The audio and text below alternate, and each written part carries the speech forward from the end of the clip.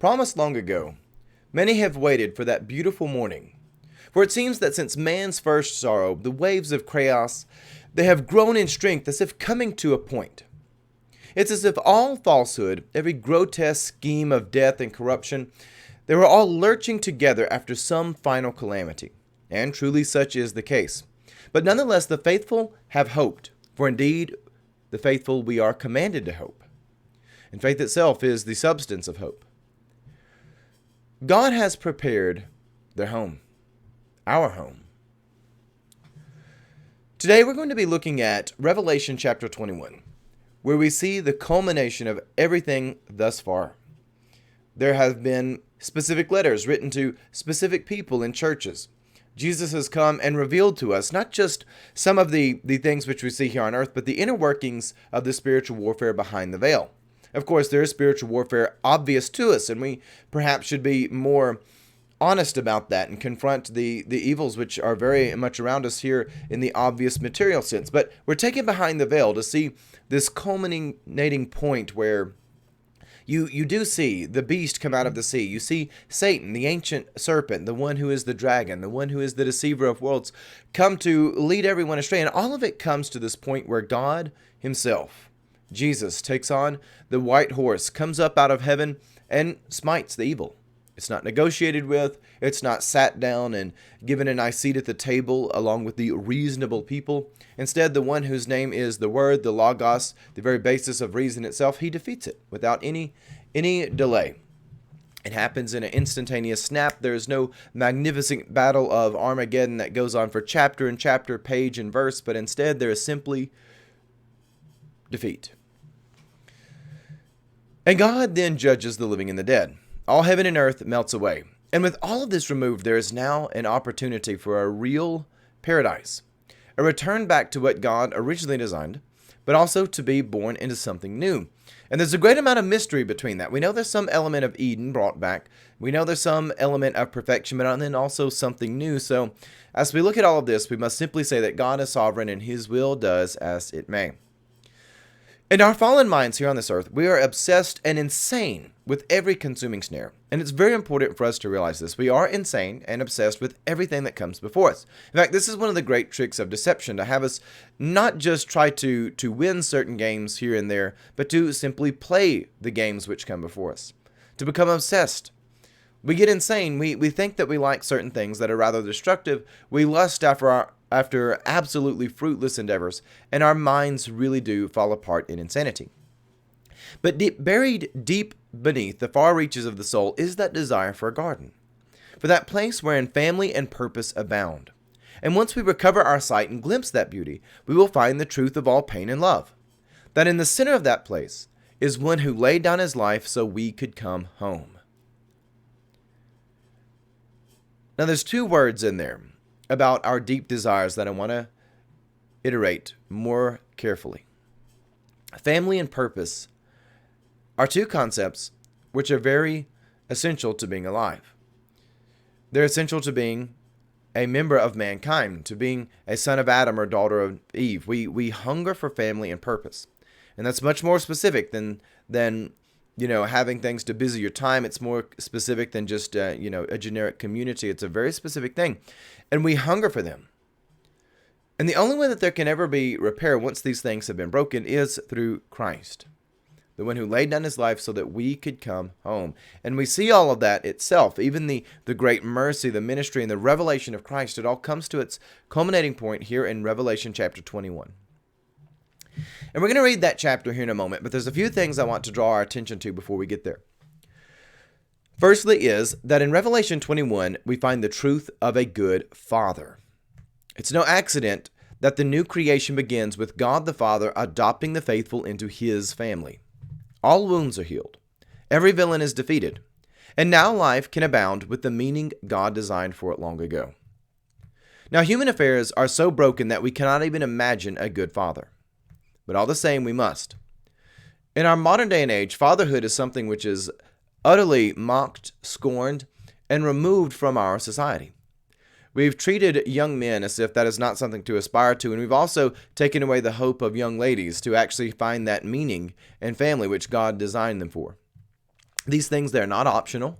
The roles between men and women, mothers and fathers, they are different, but they're not optional things, and we mustn't take away the aspirations that people have for them.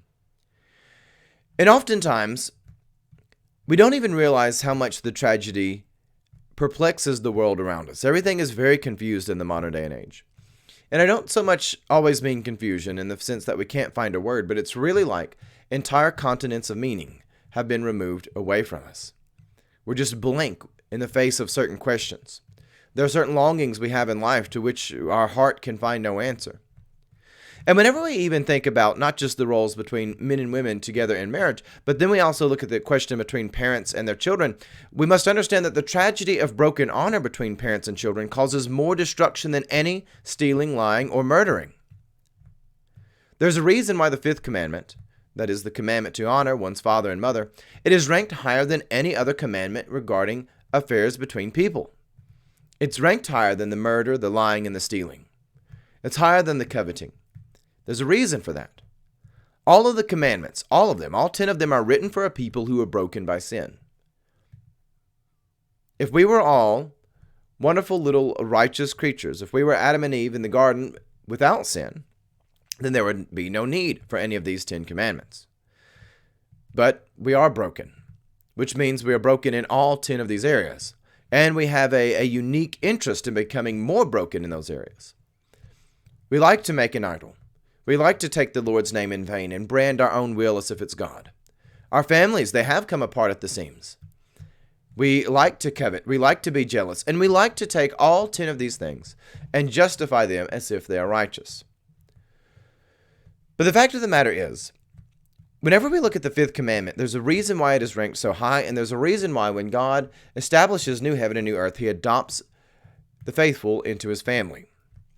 There's a reason for this. We need to understand that the fifth commandment, honoring your father and mother, it is really the most important thing we can do in human affairs. And now there's a lot of mystery on that, and also the sad propaganda of our world has come to confuse what this really means. It means honor. You have to honor your bloodline. When you look in the mirror, guess who you see? You see your mom and dad.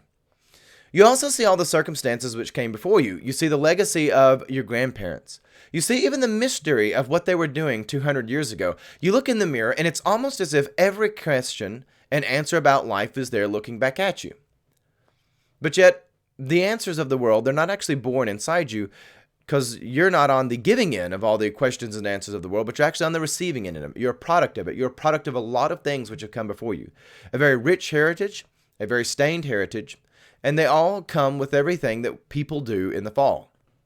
And if we can look even deeper in the mirror, beyond just the human affairs, we're actually going to see the fact that we're made in God's image. That deep beyond all the material things which we might understand and write in a history book is the great mystery itself. That God came down and he did create material, fleshly beings that would have a soul, that would think, live, and breathe. They would have this stirring and ability to creep about the earth. And among them, there would be one creature which was given a chief and unique authority, that he would have dominion, that he would even be able to name the other animals and do magnificent things in service to the high King of heaven. When we understand this, which is deep beyond everything, we must understand that if you dishonor the things which come before you, if you break yourself off from your physical parents, if there's brokenness there, that will lead to a lot of other destructive things in life. If you despise the heritage just even of your nation, of your bloodline in sort of the large sense, going back hundreds of years, that also puts you in a very peculiar place, because you're trying to enjoy the fruits of life. Say, I like to eat an apple, but say I hate the apple tree. That's not very good to do. And it's also something which can only last for so long before you willfully put yourself into a dark age. But then also, if you break the honor that goes all the way back to how God created Adam and Eve there in the beginning, then you're really going to find yourself cut off from the great mystery itself. You actually have to honor your heritage. You have to honor your material heritage, meaning the fleshly reality. And you also have to honor the great mystery itself. And that's very much what the fifth commandment is about. It's very much about the family, something very private, very personal. But then it's also about the things which are so deep to the human spirit that they can't even be understood in any sort of immediate or plain terms. And nor can they be understood in technical terms either. whenever we try to string together a series of words that sound really big with a lot of syllables, those can't explain it away either, because it can't be written down and confined in our language. And when it comes to the family, if we look at children, whenever children are neglected by their family, whenever children are done wrong one way or another by their parents, it will always be the children who bear the brunt of it. It's so fascinating. The fifth commandment is written to children. It's not written to the parents. When the angel Gabriel comes to Zechariah, who's going to be the father of John the Baptist, now that statement is written to John saying, this is going to be about your son. Your son, John the Baptist, he's going to turn parents back towards their children. God thinks it's a very serious problem that parents would be turned away from the children because it's destructive. You can always tell the quality of a society by looking at the qualities of their families. And whenever the family is broken, society itself comes apart. And we cannot escape our longing for the family. The children will always bear the brunt of sins and dishonors in the family. Even if the sins belong entirely to the adults, the children will always bear the brunt of it. Kids whose parents get divorced, they will blame themselves. If circumstances arise that some children are given more attention than the others, the children will think that there is something uniquely wrong with them all the way through their adulthood. They won't ever escape that. And that will foster some sort of resent between the siblings. It will create things where people can't value themselves. And we've done this especially by insulting and degrading the great and noble beauty which is fatherhood. We've taken a whole generation of men, and in them not having fathers, they don't know how to value themselves. We've thrown antidepressants at them, and we have then also robbed their aspirations. There's no meaning in life anymore. So if you're out there listening to this and you're a young man, get your life together with Christ. If your father was dishonorable, you cannot hate him for it, but you also can't blame yourself for it either. You instead have to be the man who he was meant to be. Now, that doesn't mean that, again, you've made the choice for him to change his ways, because we have no power to force another person to change their ways. But you have to be honorable in his stead. You have to raise up the honor which was his to sow, and you have to live your life honorably, because that's sometimes the best you can do. And this is also true for young ladies, really ladies of all ages, but it's a little bit different between men and women, and the relationships we have between our mothers and fathers are different. And that is how it is meant to be. And we have to learn to be honorable in their stead whenever the dishonor is there, because you can't escape the longing for it. This is one of the reasons why it's so important to understand God asked the Father, and specifically asked the Father. Whenever the family structure and its God-given roles are dismantled, only destruction comes. Therefore, and this is where I'm going to give a very pointed statement to anyone listening to this. If you are a mother, cherish and keep your children. May I even specify that in saying cherish and want your children. Fortify them in faith and surrender them to God. Fathers, prioritize and value your children above all earthly treasures. Defend them and correct them from the way of wicked. And let me repeat the first half of that. Value and prioritize your children above all earthly treasures. Now, to all sons and daughters who might hear this, bring honor to your bloodline. And should those before you have failed in their duty, you now have double the burden, to raise honor in their stead as well in yourself.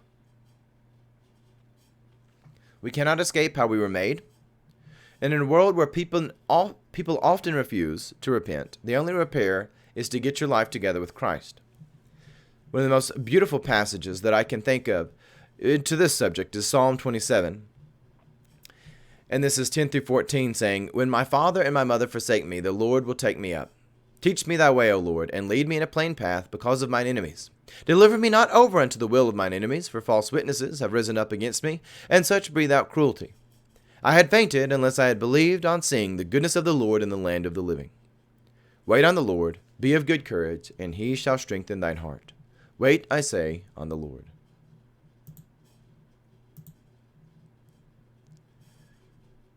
The scripture is not rhetorical flourish. It's real. And that beauty is fulfilled in Revelation 21. With that being said, let's read our chapter, and then we'll have a few closing remarks. Revelation 21, and I saw a new heaven and a new earth, for the first heaven and the first earth were passed away, and there was no more sea. So fascinating. We find that in Revelation 20, verse 14, we see that death and Hades themselves are destroyed. God sits down. Heaven and earth cannot sustain God on the seat of judgment. All heaven and earth melt away. And that draws us to a very important theological understanding. In the modern era of the church, we kind of have this phrase floating around that God will redeem all things. No, that is certainly not true in the sense that we often mean it. Not everything is worthy of redemption. In fact, a great many things are going to be melted away. Sin, death, unrepented, souls which have turned away from the grace of God. These things will not be redeemed, but rather thrown into the lake of fire. Now, if you understand redemption to mean simply giving things the wages they are due, then perhaps so. But we often have this idea that God will redeem everything, that nothing is truly worse than anything else. We just need to hang on for the ride, quietly wait on the Lord, and all things are going to be made perfect. No, actually, in fact, many things, their perfection will be in melting away, being smote for all eternity, and places where there will be great weeping and gnashing of teeth, and it is a very, very serious matter. We do find that human souls, they are worth more than heaven and earth. Heaven and earth do melt away. That is something which indeed happens. Peter talks about this in 2 Peter. We get it explicitly spelled out in 2 Peter chapter 3. We also find it in Revelation 20. When Jesus sits down to judge the living and the dead, heaven and earth melts away. Verse 2, and John says, and I saw the holy city, the new Jerusalem, coming down from God out of heaven, prepared as a bride adorned for her husband. And I heard a great voice out of heaven saying, behold, the tabernacle of God is with men, and he will dwell with them, and they shall be his people, and God himself shall be with them, and be their God. And God shall wipe away all the tears from their eyes. There shall be no more death, neither sorrow, nor crying, neither shall there be any more pain, for the old order of things has passed away. And what we find right here, you go back to Revelation chapter 18, verse 20, when God comes down on Babylon, when Babylon falls, God is avenging you on her. When the monsters are smote, it is because God is avenging you. It's very important to understand this. God wants us to be able to live in a place of peace and harmony and prosperity. And that's not an easy thing. It's not a cheap thing. You can't just say, well, I agree with peace and therefore now I have it.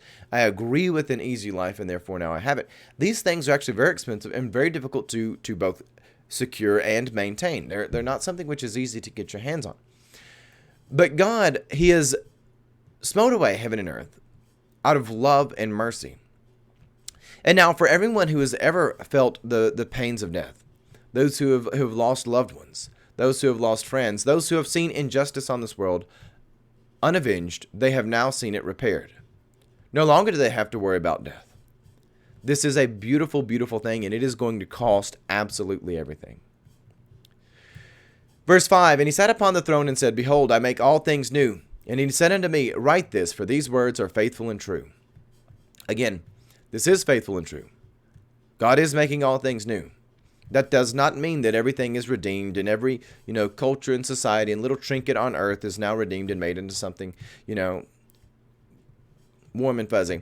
In fact, a great many things, a great amount of things, including heaven and earth itself, are all melted away. Just very important to understand. Verse 6, and he said unto me, it is done. I am the Alpha and the Omega, the beginning and the end. I will give unto him that is athirst of the fountain of the water of life freely. He that overcometh shall inherit all things. I will be his God, and he shall be my son. And again, what you see happening here, judgment just happened. Just happened. The end of Revelation 20, heaven and earth melt away. There's judgment. Those who are redeemed, the people who are faithful, who are found, not anything of their own merit, but they're found cleansed by the blood of the Lamb. That is the one metric, the only thing that can cleanse us. Those who are found to be cleansed by the blood of the Lamb, they are brought in. The new heaven, new earth appears, and the first thing God does is he adopts them into into the family. Specifically family. Family. If I were of a persuasion to be annoying, I would say it again. Family. Do not be afraid of that word. Don't attach anything to it. It is the family. And God, he knows that deep in our longing, we were made for Eden. We were made for that place of bliss. We were made Adam was made for Eve, Eve for Adam. They were made to be together with the children. And now God the Father, he has brought and he has restored that in a place where all the calamities are tossed aside. They've been quite literally burned aside. And verse 8 says, but the fearful, meaning the cowardly, cowardice is a very bad thing. In fact, it is the first thing mentioned here. The cowardice, the unbelieving, the abominable, the murderers, the whoremongers, the sorcerers, the idolaters, and all liars shall have their part in the lake which burneth with fire and brimstone, which is the second death. Now we have all of these things quite common in our society. I think we actually live in a time where sorcery is at its all-time power in the history of mankind. Now we have people who can conjure up news stories and bewitch the public into a mass sort of hypnotic state. That is actually very easy to do. There are more people hypnotized today than I think there has ever been in mankind's history. And it is easier to be a sorcerer than it ever has been in mankind's history. We always think of these things with some sort of spooky music and mysticism attached to them, but really it just happens to be using false words to manipulate reality into some ungodly and unstable way. And we now see that happening en masse very commonly, and just about every one of us has a number of sorcerous boxes in our homes. And I'm not describing the electric of the television, but rather the content of the television. The content which comes through when we enter into our minds is in many ways nothing more than sorcery to move us away from God and bewitch us into the falsehoods of the world so that we may be eaten in the second death. And verse 9 says, and there came unto me one of the seven angels, which had the seven phials full of the seven last plagues, and he talked with me, saying, come hither, and I will show you the bride, the Lamb's wife. And he carried me away in the spirit to a great and high mountain, and he showed me that great city, the holy Jerusalem, descending out of God from heaven, and having the glory of God, and her light was like a stone of most precious, even as jasper stone, clear as crystal. And it had a wall great and high, and 12 gates, and the gates themselves were 12 angels, and names written thereon, and the names of the 12 tribes of the children of Israel. And on the 3 east gates, and the north 3 gates, and on the south 3 gates, and on the west 3 gates, and on the wall the city had 12 foundations, and in them were the names of the 12 apostles and the Lamb. All right, seems a lot like you're just reading from a map, but that's actually very, very important. Because again, God originally did make a material world, and he makes another material world here.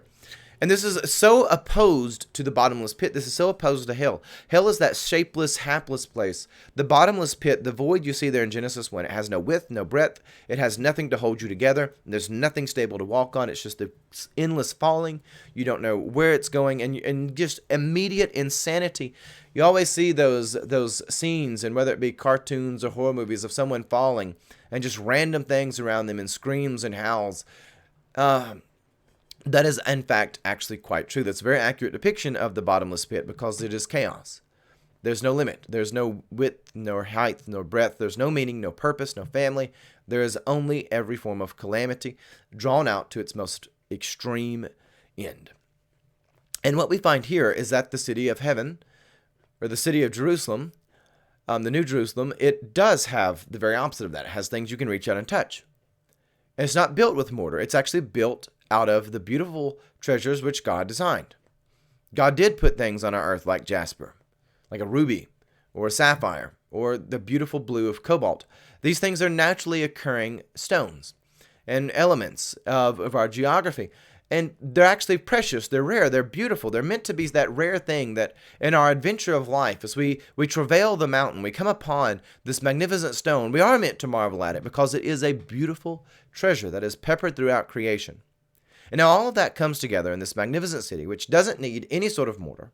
It's not a joke that the walls and gates of heaven are made out of these things, or that the pavement might be gold. None of these things are to be trite things to laugh at, but it is a reminder of us that God is beautiful, and that his nature is beautiful, and that the nature itself can come together in harmony beyond anything we might imagine. Verse 15, and he talked to me about the golden reed to use to measure the city, and the gates thereof, and the wall thereof. And the city lieth foursquare, and its length has a large as its breadth. And the city is measured with the reed 12,000 furlongs. Now this is the length and breadth of its height, and they are equal. And he measured the wall thereof 144 cubits, according to the measure of man, which also is that of the angel. Again, you get this interesting detail thrown in there that there is something to do with angel society. It is a different thing than human society. Angels and humans, they are different creatures made by God. The devil himself is a fallen angel. They are these sort of celestial, mysterious beings, which we're not really meant to understand. They're not meant to come into our plane. The one time that they did come into our plane and start intermingling with us on some personal level, you got the flood in Genesis chapter 6, where you see these sons of God, to use their kind of pre-Moses, pre-Genesis 12 language for them. We see them coming along, also pre-Abraham, by the way, but pre-Moses writing things down. You get these early stories of these sons of God, these angelic beings, and they're not the begotten sons of God in that way, but more or less the beings of heaven. They're not meant to intermingle with us, but yet when they did, they created the Nephilim, these vicious, prodigious, monstrous things, and the flood had to come to smite that away. Humanity was given fully over to evil, fully deceived. A disastrous calamity to unsew the fabric of reality. We don't always appreciate how severe that is. The conspiracy between man and angel to unmake reality really is going on there in Genesis 6. And that is the precursor to the flood. You also see the conspiracy between man and angel. You look somewhere like Luke 22, and it opens up with Judas and Satan conspiring to kill God. And Judas may not be very aware of this, but at the same time, he's entirely aware of it. He is fully conscious of what he's doing. He is fully in league with the devil. And as with all sorts of interactions between the criminal elements, both of God, of a man and angel, which turn against God, God understands that they do bite against one another, that they do destroy one another. Evil in the end does fall because it is infighting with itself. When Jesus says, if Satan is divided against Satan, that house will crumble. Well, the house of Satan does crumble. We do see it's actually the beast that turns on the unwoman. We often find among gangsters and robbers and thieves, they do backstab one another, and that is certainly the case between Judas and Satan. And I've gotten a little out of Revelation 21. Let's get back to it.